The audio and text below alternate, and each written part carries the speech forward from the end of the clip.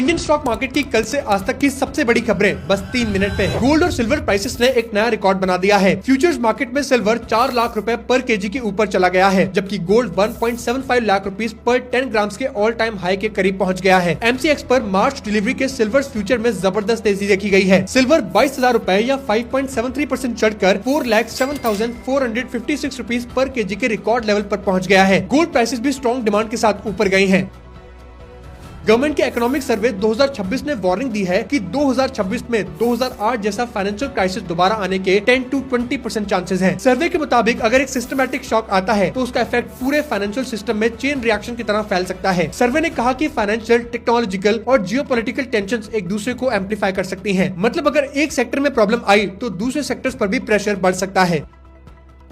Canara bank ने quarter third में अच्छी परफॉर्मेंस दिखाई है। दिसंबर क्वार्टर में बैंक का नेट प्रॉफिट 26% बढ़कर 5,155 करोड़ रुपए हो गया है। इस ग्रोथ के पीछे higher operating profit, non interest income में स्ट्रॉन्ग जंप और एसेट क्वालिटी में सुधार बड़ी वजह रही। बैंक का ऑपरेटिंग प्रॉफिट 16.4% बढ़कर 9,119 करोड़ रुपए रहा, जबकि टोटल इनकम 10.4% बढ़कर 39,881 करोड़ रुपए हो गई।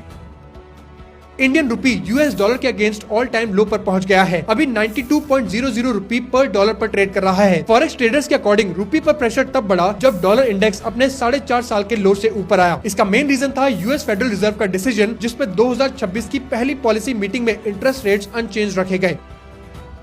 29 जनवरी को कोल इंडिया और भारत कुकिंग ऑयल के शेयर्स में स्ट्रॉन्ग बाइंग देखी गई। गवर्नमेंट ने कुकिंग कोल को critical and strategic mineral declare कर दिया, जिसके बाद दोनों स्टॉक्स में तेजी आ गई। भारत कुकिंग कोल के शेयर्स लगभग 5% जंप करके 39 रुपीस के आसपास पहुंच गए। वहीं कोल इंडिया के शेयर्स भी अराउंड 3% बढ़कर 456.95 रुपीस पर ट्रेड करते दिखे।